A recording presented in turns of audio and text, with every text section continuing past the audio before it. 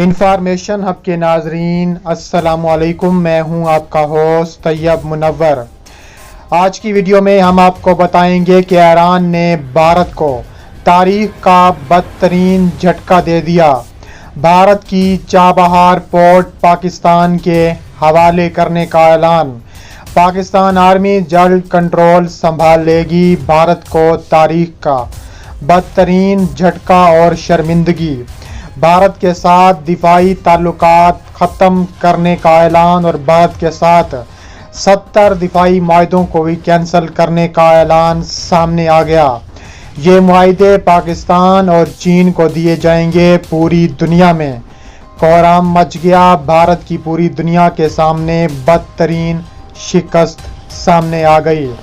Video में आगे बढ़ने से पहले अगर आप पाकिस्तान से मोहब्बत करते हैं तो हमारी वीडियो को लाइक कर दें और चैनल को सब्सक्राइब करके बेल आइकन पर क्लिक कर दें। नाजरीन, ईरान की तारीख का बड़ा फैसला सामने आ गया है। भारत की अपनी बनाई हुई चाबहार पोर्ट पाकिस्तान को देने का फैसला पूरी दुनिया में कोहराम मच गया। ईरान ने भारत के साथ माशी ताल्लुकात ख़त्म करने का भी ऐलान कर दिया और साथ ही सदी का सबसे बड़ा फैसला सुनाते हुए मोदी सरकार को अकेला कर दिया और दिफाई मुआहदे भी ख़त्म कर दिए। हिंदुत्व पॉलिसियों के पेश नज़र भारत की बर्बादी यकीनी हो गई। नरेंद्र मोदी का ट्रंप नेतन्याहू से राब्ता, दोनों से मदद तलब कर ली। 2016 में जब चाबहार बंदरगाह मंसूबे पर ईरान और भारत के मबैन मुआहदे का ऐलान हुआ तो पाकिस्तान के मुख्तलिफ हलकों में काफ़ी तशवीश पैदा हो गई थी और पैदा होनी भी चाहिए थी। इस मंसूबे को भारत की जानिब से घेराबंदी की हिकमत अमली तस्वुर करते हुए ना सिर्फ गवादर के मुमकिना हरीफ के तौर पर देखा गया बल्कि उसे खित्ते में बढ़ते भारतीय असर रसूख के इशारे और पाकिस्तान के मगरबी सरहदी इलाके में एक मुमकिना चौकी भी समझा गया।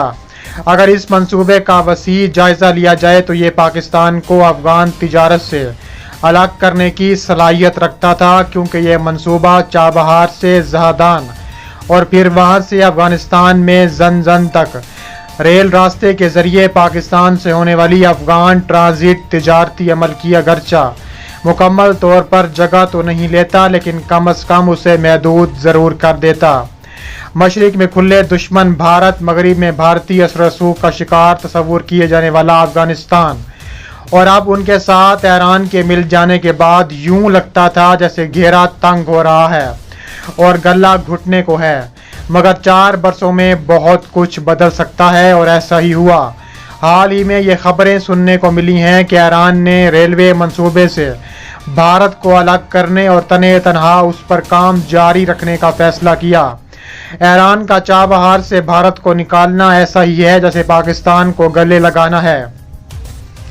ईरानी हुकूमत के ज़राए का हवाला देते हुए मीडिया रिपोर्ट्स ने दावा किया है कि भारत को मंसूबे से बाहर करने की वजह भारत की अमेरिका से बढ़ती कुर्बतों के बाइस इस मंसूबे के अपने हिस्से का काम शुरू करने में सुस्ती और पाबंदियों का खौफ है। हालांकि अमेरिका की जानिब से चाबहार मंसूबे को खसूसी छूट भी दी गई थी। इसके अलावा पाकिस्तान में ईरान के सफ़ीर मोहम्मद अली हुसैनी का एक बयान भी सामने आया है जिसमें उन्होंने बज़ाहिर भारत की तरफ इशारा करते हुए कहा है कि चंद गैर मुल्की हुकूमतें ईरान के साथ अपने ताल्लुकात को लेकर हिचकिचाती हैं और उन्हें आम बातचीत के लिए भी दीगर की इजाज़त दरकार होती है। यकीनन ये हुकूमतें ऐसी तवीलुल मुद्दती ताउन पर मबनी मुआहदों की मनसूबाबंदी और उस पर अमले दरामद की सलाहियतों को पैदा नहीं कर पाएंगी।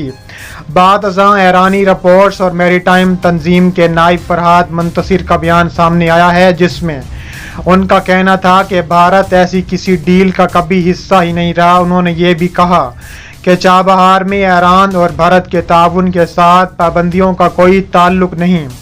ऐसे सफारती इशारे मिलना और तरदीदों का सामने आना कोई गैर मामूली बात नहीं, मगर ये बात वाज़ेह है कि इलाके का मंजरनामा भारत के लिए बदल रहा है। जहाँ तक ईरान की बात है तो उसे एक रेलवे मंसूबे से कहीं ज़्यादा फिक्र उस जामे डील की है जो चीन के साथ तय पा गई है। कहा जा रहा है कि sweeping economic and security partnership पुकारे जाने वाले इस मुआहदे के तहत 400 अरब डॉलर से ज़ायद रकम की सरमायाकारी की जाएगी और अस्करी शोबे में भी ताउन को फ़रोग़ दिया जाएगा। इसके अलावा चाबहार पोर्ट का इंतज़ाम पाकिस्तान को दिया जा रहा है और जल्द पाकिस्तानी फ़ौज उसका कंट्रोल संभाल लेगी, जिसकी वजह से भारत में काफ़ी तशवीश पाई जाती है।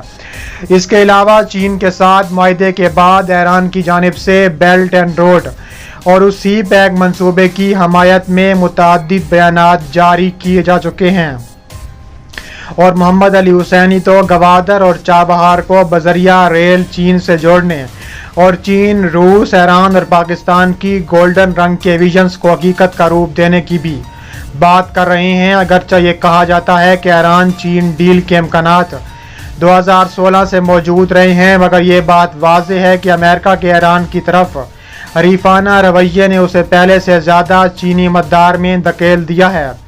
चनाचा अब गालिब इम्कान है कि ईरान की चीन के साथ जितनी ज़्यादा कुर्बत बढ़ेगी उतना ही ज़्यादा इस मुल्क में भारतीय असर रसूख घटेगा।